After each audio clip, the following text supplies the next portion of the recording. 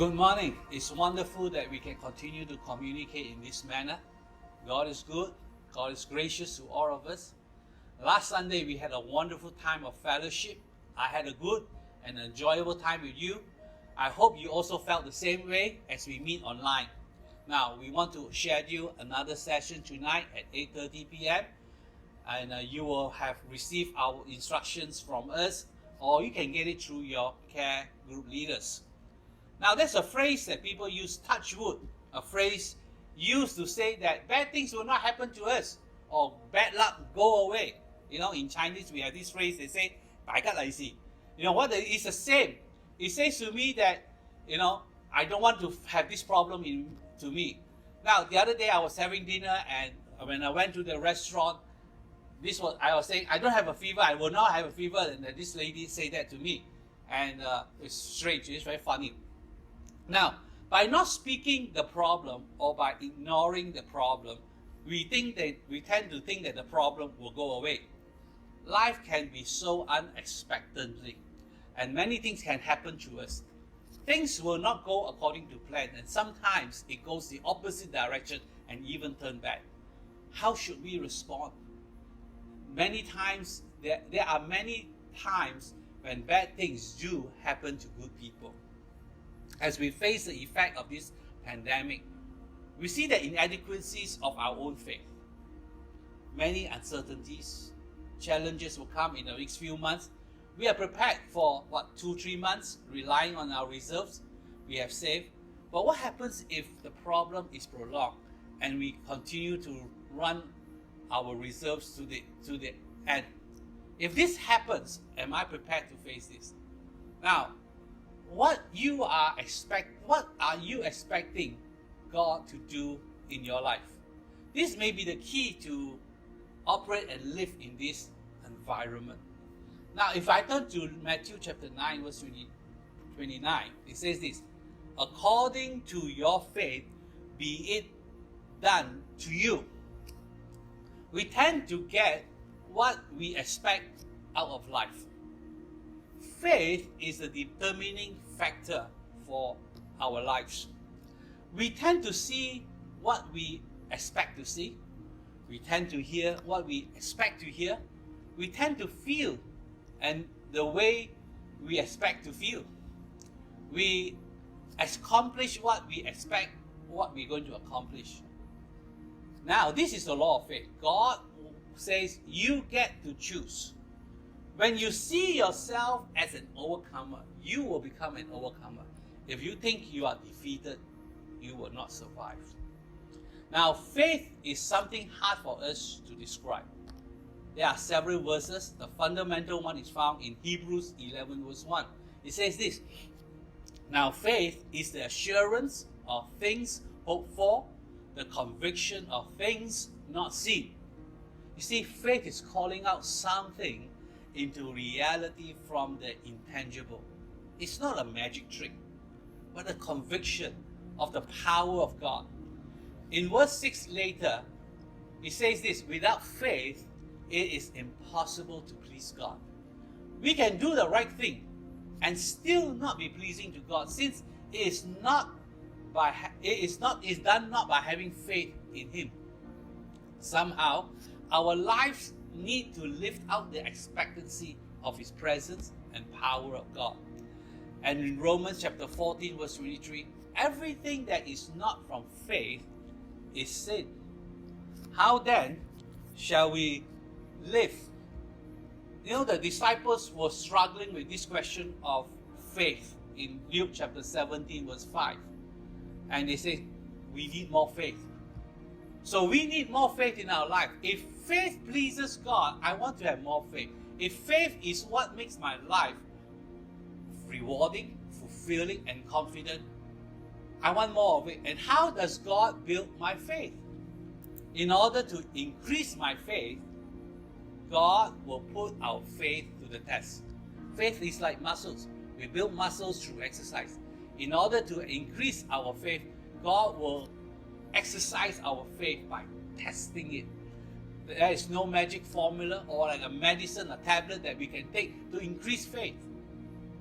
Now, James chapter 1 verse 3 speaks about the testing of our faith develops perseverance so that we become mature and complete. So every moment of our day, our faith can be tested. And through this test, we get a fresh understanding of who God is.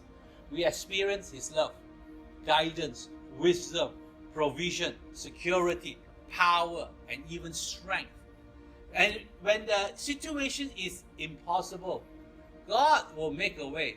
Otherwise, He will also grant us His grace to go through it. Now, there are four common ways God will test our faith. First, quickly, God tests our faith through difficulties. We are faced with all different stresses of life that will test our faith. Through it, our faith is going to be proven genuine and will result in the praise, glory, and honor when Jesus is revealed according to 1 Peter chapter 1 verse 6 and 7. Now, nothing happens by accident or by chance. Nothing happens without God's permission.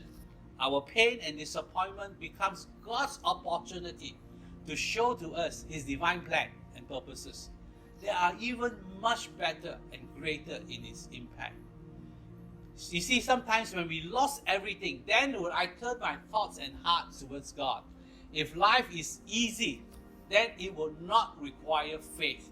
If I feel God all the time, then I will go by my feelings. Sometimes God removes these feelings, the feelings of His presence, so that we learn to trust Him in our difficulties. Faith is above the emotions and rationale. It requires our obedience and submission, yes, regardless the cost.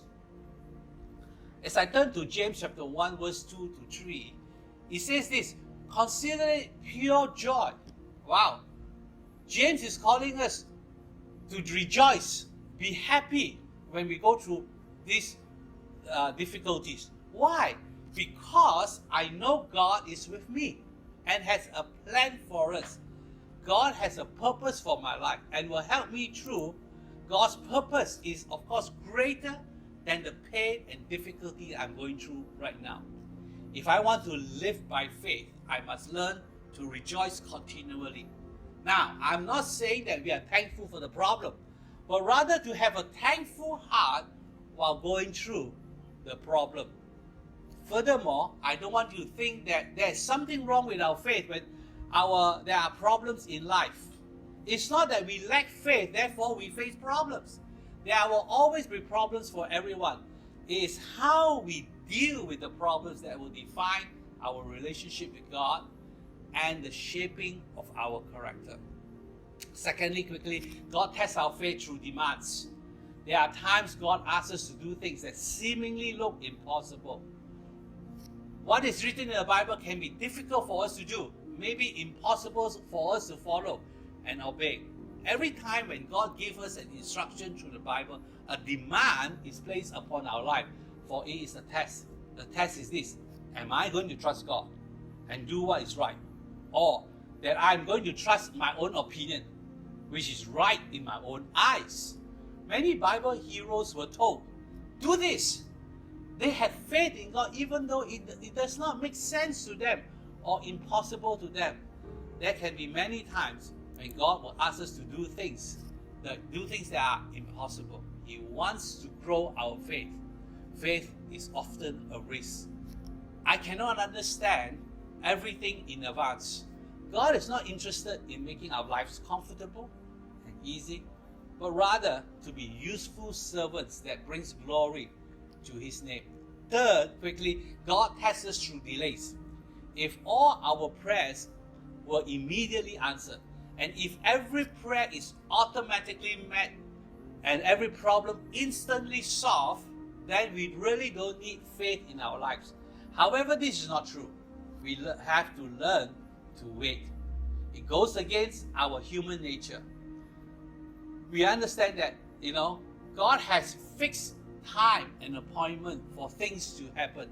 And so therefore we must learn to wait. How can God, if I don't learn to wait, how can God stretch and grow my faith? We miss out many good, important lessons of faith when we are impatient.